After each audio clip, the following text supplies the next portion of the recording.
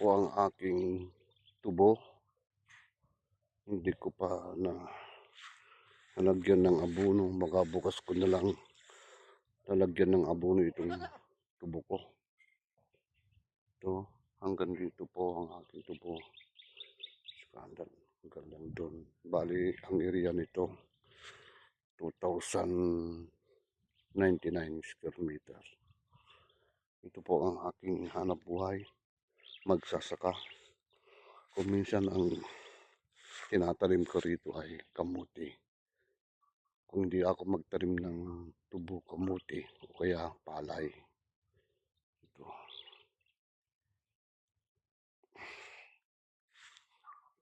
Ito naman yung tinatamnan ko ng gulay hanggang dun sa bayog na yon. Yan. Para kasi mahal ngayon ang gulay sa palengke. Kaya magtatanim ako ng gulay. Itong week na ito. Salamat po sa mga nanonood ng aking vlog. Sana ano niyo po, i-like niyo at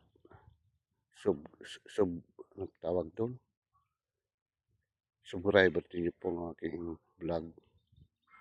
Pasensya na po kayo, nauutal ako. Kasi masakit ang pako.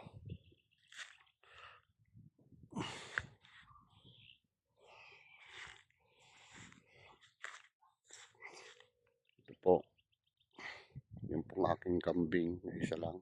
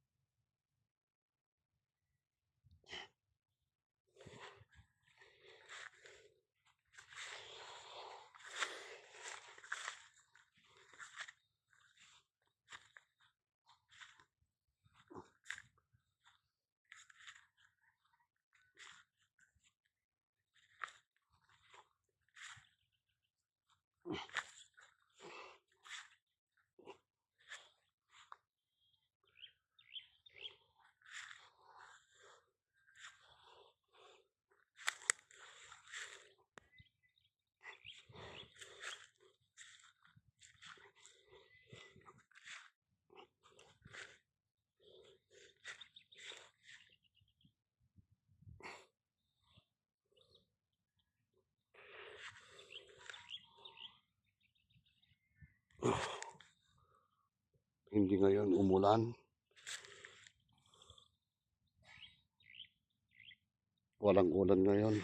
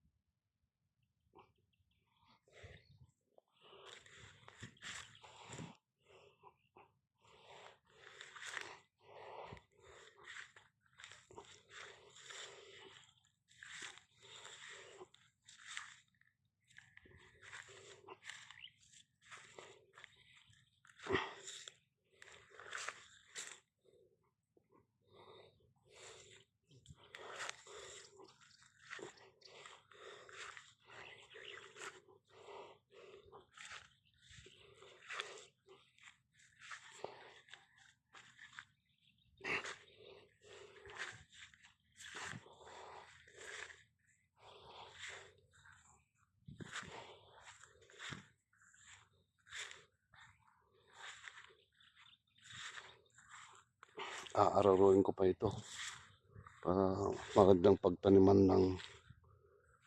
ng gulay.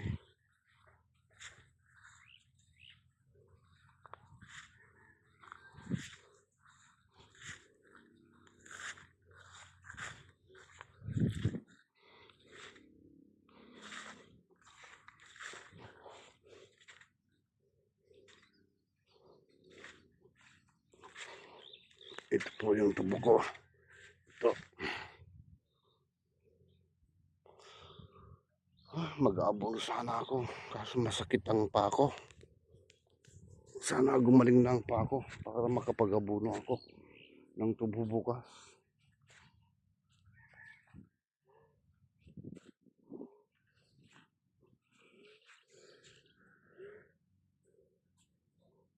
Itong tubo, ma-harvest ito sa ano na ito, December.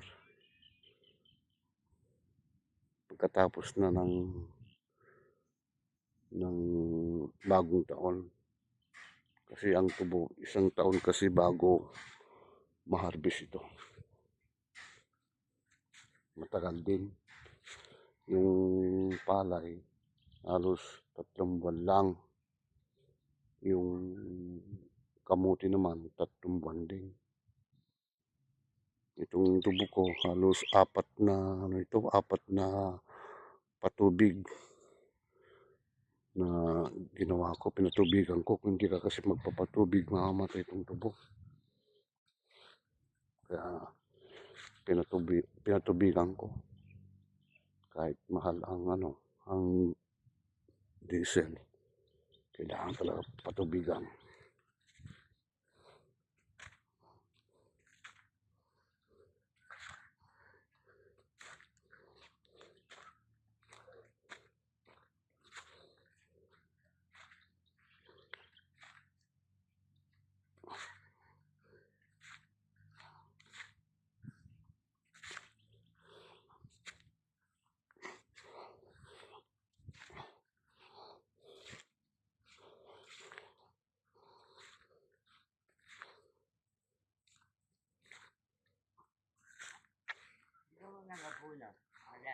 Mabigat taon. Nasakit piti sakak. Naman din nasakit ti sakak. Kaya.